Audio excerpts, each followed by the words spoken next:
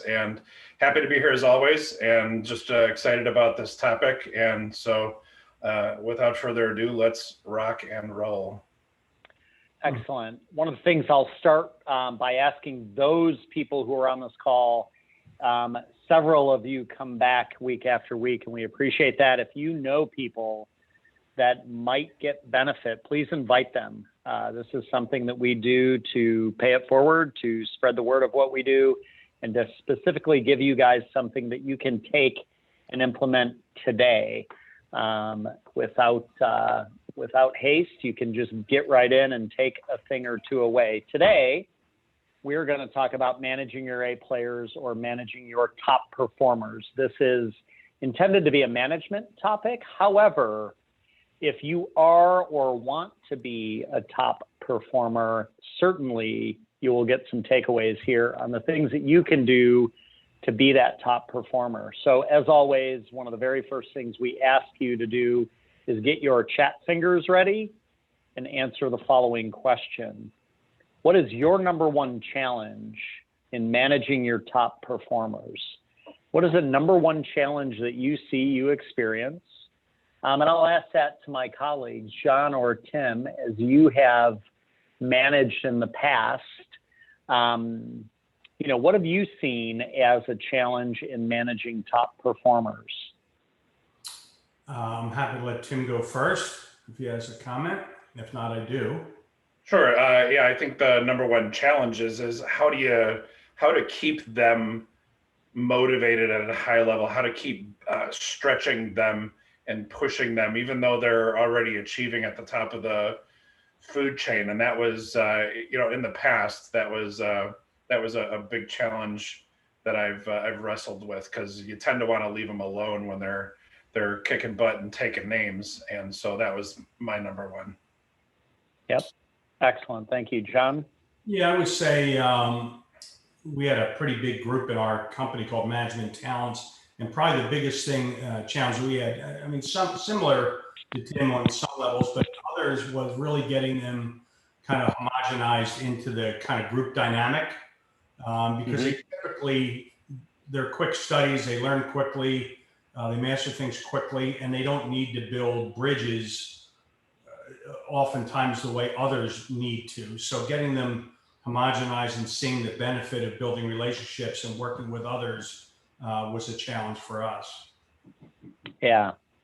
One of the things that I've seen in terms of managing top performers is the cultural view by which we define a top performer. And so in some organizations that I've been involved in, it's been generally accepted that a top performer is a pain in the butt. They're hard to work with, right? We don't spend a lot of time with it. They do it their way.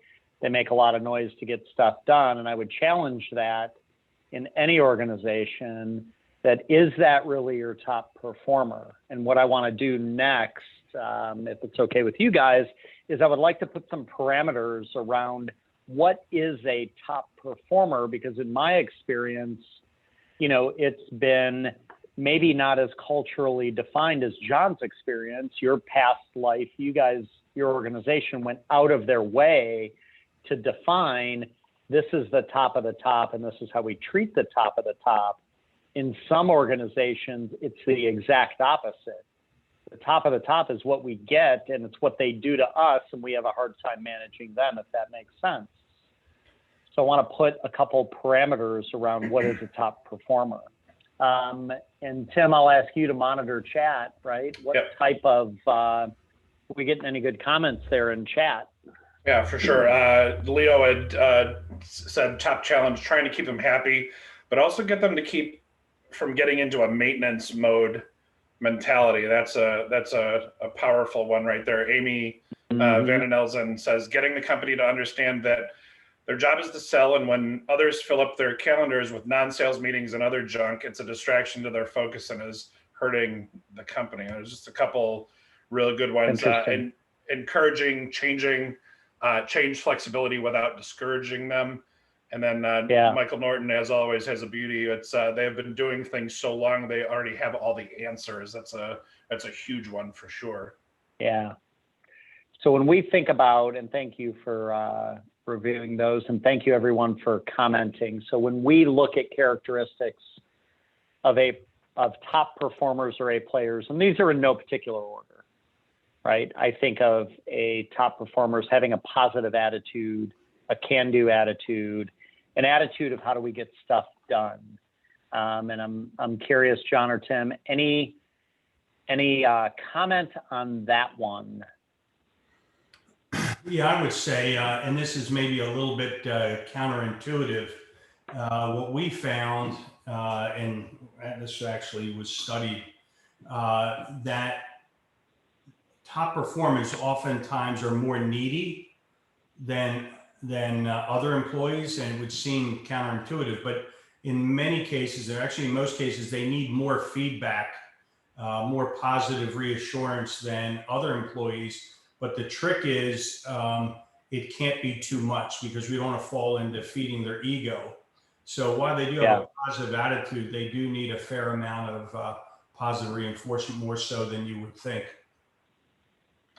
Absolutely. Just John, what piggyback onto that? It's kind of interesting because the positive attitude piece, everybody's always heard of that PMA, and it's going to make everything better. But the interesting, there's been 2 articles that I can recall. One was in Fast Company magazine, and one was in Inc. magazine. I think it was 2015 and 2018. It was talking about toxic high performers. And the attitude means everything, because you can have someone that performs at a super high level, but if they cut everyone else down around them, that really impacts the culture. And there's really a problem with that. So having a positive attitude and being on board with supporting the positive culture that we try to install in our organizations is just critical. Yeah, and I would argue so much that, we should ask the question of, is that really the top performer that we want in the organization if they're toxic? And again, I think to compare and contrast John's experience, right? They went out of their way to create a culture of top performers and set standards by which we measure, evaluate, give feedback to top performers. Other organizations accept what they get, even when they may be toxic, and we've got to ask the questions, and which is why we want to define what is a top performer. I would say the second characteristic of a top performer is their ability to adapt. They tend to be very adaptable and flexible when it comes to change, accommodation, transforming, et cetera. And so top performers don't let change get in their way. They simply work to ensure that whatever the change is, whatever the new norm is, that they can work it to their advantage, and that change becomes their advantage within the organization. The next one is their ability to be reliable, right? Their reliability level is off the chart, regardless of the situation, right? I get a little bit uneasy when I hear, when I ask a company, tell me about your top performer, and they say, well, we've got this guy or this gal, they're a top performer, but we can never count on them. They're a maverick. They're always doing their own thing. Curious, John, from your perspective, how does reliability play from a top performer perspective? I think it plays huge. I think our experience when we were managing top performers, kind of the classic thing was, and this was a trap that we discovered, but the classic thing was to be able to move 2 levels in 5 years. And what happened was, and kind of it fits in almost the reliability and adaptability at the same time, what we found is people were good. It's only one element to say, can somebody grow and adapt and grow 2 levels? Because what happens, too many companies, I think the phrase is, there's been too many A players that have turned A teams into B teams, because they're good and they're reliable and they're adaptable, but their goal is to move forward, and they never really get really great at that job performance of what it is they're doing. So I think when you're looking at a high performer, reliability, they have to be reliable and perform in their current function, not just that reliability and adaptability as it relates to being able to move up in the organization. Absolutely. Great point there. The next one is top performers have an uncanny ability to always see the big picture, always understand the big picture. And that is something that I think allows them to be flexible and grow or set that standard for growth, not only within themselves, but within the team that they happen to be on. And so when you guys think of big picture, any comments there? Yeah, I think big picture is super important because you're in alignment with the goals and the strategy that the organization is put forward. If you don't have that strategic thinking piece, the top performer may silo, and there's all kinds of complications when you start to silo. You don't have alignment in your organization, and then of course your other players who are working to achieve to become top performers, they go, well, I'm going to do what that one's doing because they're a top performer. And so I think that this is a huge point right here. Yeah, and it's I did a training earlier this morning where I talked to a group about it's that ability to see the big picture and how it relates and aligns with the goals that I desire for myself. And I always make those connections so that there's that synergistic effect of the big picture goals along with my personal professional goals, and I use them to my advantage. So that's one area where I think that, always knowing and applying the big picture is very beneficial. The next one is this concept of interdependence, right? Contrary to a lot of belief, your A players do not have to be, nor should they be, mavericks. In fact, true top performers have this concept or this mindset of interdependence that I'm on a team. I may be a solo top performer, but I need my team and I leverage my team and my team needs me. And so there is this sense of interdependence. So I'm curious, John, in your experience, because it's big corporate America, contrasted with what I see in a lot of small and medium-sized businesses, and all three of us see this, but how did you see that interdependence play out on that elite management team that you had experience of being on? Yeah, and this was a really big piece because, as I said, we identified, it's that the ability to build relationships was not a natural trait of a lot of high performers. They have trouble building trusting relationships because they don't have to build some of the bridges that other people do.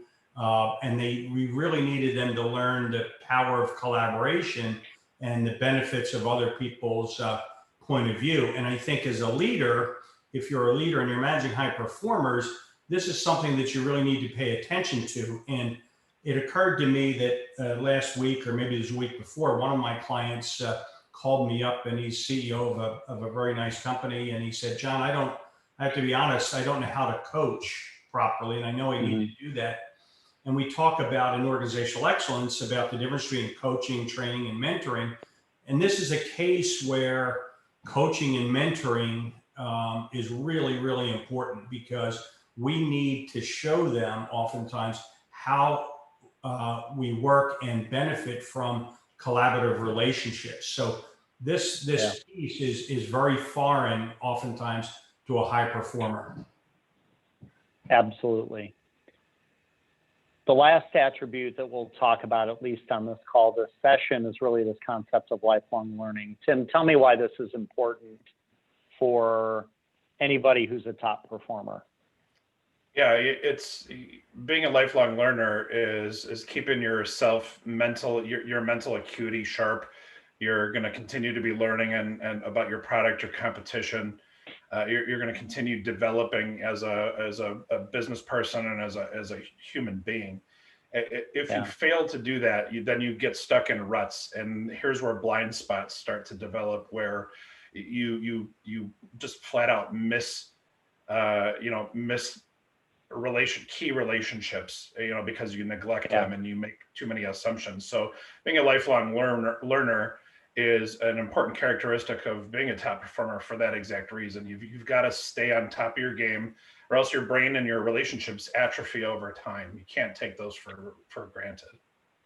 Right. And I think it goes along with some of the comments in the chat, which has to do with coachability, right? Lifelong learners tend to, not always, but they tend to be more so on the coachable trainability side, because part of what they do and part of what they want is to always be relevant, right? To Michael Norton's point, if have a top performer who's coming to me and they know all the answers, they run the risk of not being relevant anymore, because as we know, our world changes, and over the past, pick your time period, 10, 20, 30 years, it seems to change at quicker and quicker iterations, right? The world is changing faster and faster. And so this concept of lifelong learning becomes incredibly important with the concept of staying relevant. And so top performers always want to be relevant, so they don't get stuck. I guess there is one more. The one more is the obvious one, is that our top performers consistently exceed expectations. It's just what they do. And it almost goes without saying, right? Our top performers are there for a reason. They do not get stuck for very long in a rut, right? If they go on a streak of, hey, we're not consistently the top performer because of all the other things that we've mentioned, they're working very hard to right the ship, so to speak. So what can we do with our A players? How do we coach them? How do we manage them? How do we deal with them? So I want to talk about 5 quick things here that hopefully you guys can take away, regardless of whether you're in a management leadership role or you're working to be an A player. These are some things to think about. Number 1, spend time with them. John, this is counterintuitive for a lot of owners that we talk to, because a lot of them will tell us, well, I should just leave them alone. They produce. Why do we want to spend more time or a balanced amount of time with our A players? Well, I think that's right. I think you said the right word there. I mean, it's a balanced amount of time. I mean, I think one of the most important things with A players, and Tim talked about it a little bit, is we need to constantly challenge them. They need to be appropriately challenged. And I think spending time with them, number 1, to make sure that their workload is fairly balanced. Somebody said in the chat, we don't want to be loading a top performing salesperson up with non-sales responsibilities. So we have to make sure that we keep them challenged appropriately without overloading them. Sometimes there's a tendency to give a lot of work to the top performer because we know they're reliable, we know they'll get it done, but it can lead to burnout. And at the same time, we have to get feedback from them in terms of what do they need to be successful. So we have to spend time. Leaving them alone is never a good idea. Absolutely. And I think one of the number 1 mistakes that I see, and I'll take the risk of saying that you guys likely see this as well. Number 1 mistake that I see is that owners or managers spend an inappropriate amount of time with B and C players, right? In other words, they spend too much time there trying to fix or repair. And the reality is our A players have the most headroom and the most capacity for growth. I'm not saying they're not busy or they're not working hard, but 10% of somebody who's producing $1 million is better than getting another 10% out of somebody who's producing 50,000, right? Just from a simple math exercise perspective. So spend a balanced amount of time with your A players. You should be in the car witnessing them. You should be figuring out what are the fine lines of differentiation that make them what they are. Tim, talk to me about that. I just want to throw in one. Oh, go ahead, John. Yeah, very quickly. So the one thing I just would caution, I think we want to focus on the A players for sure, but we made this mistake. You don't neglect the B players. And Michael describes that movable middle. It has to be appropriate amount of time. Harvard, I think it was Harvard, did a study a number of years ago and they're through a group of scientists that said the top 5% accounts for about 25% of organizational output. So it absolutely makes sense to spend time with the A players, but we don't want to neglect the B players. Absolutely. And then be intentional about your C players, move them up or move them out. Mm-hmm. I mean, that's just good best practice. Tim, quickly talk about understanding their motivations and their goals. Yeah, I mean, this goes back to, this ties number one and number two together. So you've got to spend time with them so you understand what actually motivates them in the first place. You've got to have that relationship and build that over time. And the interesting thing is that they're going to have their goals usually written out, because that's what top performers do, and they're motivated by that. But you also have to remember that if you don't spend that time to understand those things, what ends up happening is your competition is going to pick them up. Somebody is going to sit down and dig into there. And so if there's a misalignment with your your lack of understanding of your top performers' goals and motivations, then it's time to double back and start to spend that quality time with them to understand that, because the top performers are human beings just like everyone else. They may be perceived as some sort of machine, but you got to get in there and understand what makes them tick. They have to know their why. Yep. And I think there's an aspect of creating a little bit of culture around this as well, right? We call it tension in the tank. If I'm working to help align personal, professional goals with the corporate goal, right? We know the A player is going to attain this, and it's going to be somewhat easier for them than the others. And if I can help them, I create a culture of competition, of performance, of success. So there's a multiplier effect in there as well. The next one is don't be afraid to set high expectations. Now, the key in this is we want to give real-time data and feedback, right? So don't be afraid to set high realistic expectations for your A players. Remember, they want to be challenged. They should want to be challenged. If they push back against you or against that, and then we've got to reevaluate how we view them potentially, but set high expectations and then give them the data to understand where are they doing well and where can they be better, because they'll take that and own that, and they'll help to move that needle to where they need to be. Give them opportunities to stretch themselves. So John, when you think about this, and you and I have had some conversations about your experience, you've had unique experiences from a top performer perspective and being able to go through some of the experiences that you've gone through from a management growth perspective. But what do I mean, or what do we mean when we put this together and we said, give them opportunities to stretch themselves? Yeah, and this is really relevant. And I think there's two pieces to this. I mean, top performers, to use Michael's Norton's words, right, in continuous improvement, we have to look for opportunities in the organization where they can stretch, whether it's up or sideways, in whatever area, what stimulates them. And much like we talk to people in mastery about, how to, questioning strategies in sales, we need to involve them in a conversation and say, what are your motivations? What do you need from me? What experiences can I give you to help you get there? So we have to provide those opportunities. And a lot of times it's someone in the chat early on said, give them an opportunity to be a coach, for example, right? And build their leadership skills. But we have to engage them in a conversation. And one cautionary tale I would say, what we found is oftentimes people would come to us and say, what's next for me? What's my path? What do you have for me? What are the next steps? And what we really started to say was, well, what do you see, Jim? Where would you like to go? What do you think makes sense? What do you think you need?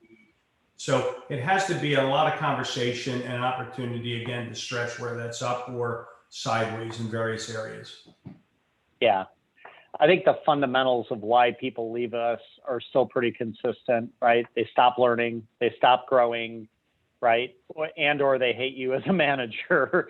And so, if the first two, if you stop learning and stop growing, I mean, that's potentially detrimental for somebody who's a high performer that is consistently learning and growing, that wants to learn and grow. And then to Leo's comment in the chat, the cost to replace that top performer could be potentially significant, if not catastrophic, right? If we truly have a top performer out there, we want to make sure that we hang on to them, and giving them those opportunities and experiences is fundamental to a retention strategy for them. And Tim, so lastly, why do we care about acknowledging their performance? Well, I mean, let's be honest. Top performers are humans too, and getting the pat on the back and acknowledging that top performance is just good leadership. You've got to do it when you see excellence. We need to recognize it and not take it for granted just because they're a top performer. Again, it means we have to have a relationship with our top performers and make sure that they get their due credit, lest they feel underappreciated, and then, well, somebody else is going to try to appreciate them. So exactly. And I think this is, an area that we can use to our advantage, right? It's not saying, hey, Tim's great and the rest of you stink.